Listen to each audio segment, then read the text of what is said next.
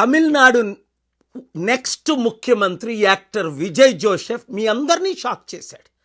Exit polls, pundits last 1 year నుంచి 8-10% ఓట్లు వస్తాయి కానీ గెలిస్తే ఆయన ఒక్కటి సీటు గెలుస్తాడు కానీ, కొంతమంది 1 నుంచి 5 సీట్లు గెలుస్తారన్నారు కానీ ఏ ఒక్కరు కూడా 2 days బిఫోర్ మాత్రమే ఒక్క పోల్ ఆయన గెలుస్తున్నాడు అన్నారు. కానీ నేను ముందు నుంచి ఆయననే బ్లెస్సింగ్ ఇచ్చింది కారణం ఏంటి? స్టాలిన్ గారిని నేను కలిశాను, ఫోటో చూడండి, 3-4 years బ్యాక్.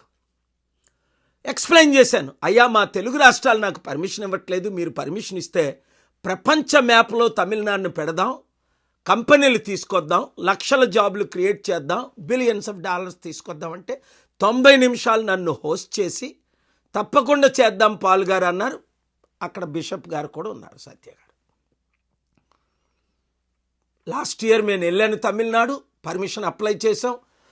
ప్రవీణ్, పెద్ద వారు అందరూ మా కోఆర్డినేటర్స్ అక్కడికి వెళ్ళి డిసెంబర్లో పర్మిషన్ అప్లై చేసాం, జనవరిలో మరలా అప్లై చేసాం, ఫిబ్రవరిలో ఫిబ్రవరి 22ని క్రూసైడ్ అయితే ఫిబ్రవరి 18 వరకు పర్మిషన్ ఇవ్వలేదు. సరికదా ఇవ్వద్దని చెప్పాడు. కారణం ఏంటి అంటే ఒక Christian Paul Dinakaran family relation, Stalin గారు కొడుకు ఉదయనిధి దినకరన్ అని నాకు లాస్ట్ మినిట్ తెలిస్తే వెంటనే పార్కొట్లో ప్రెస్ మీట్ పెట్టాను. చూడండి, బిషప్లు అందరూ నాతో కూర్చున్నారు, ఏం మాట్లాడారు. So mister Stalin, truly speaking,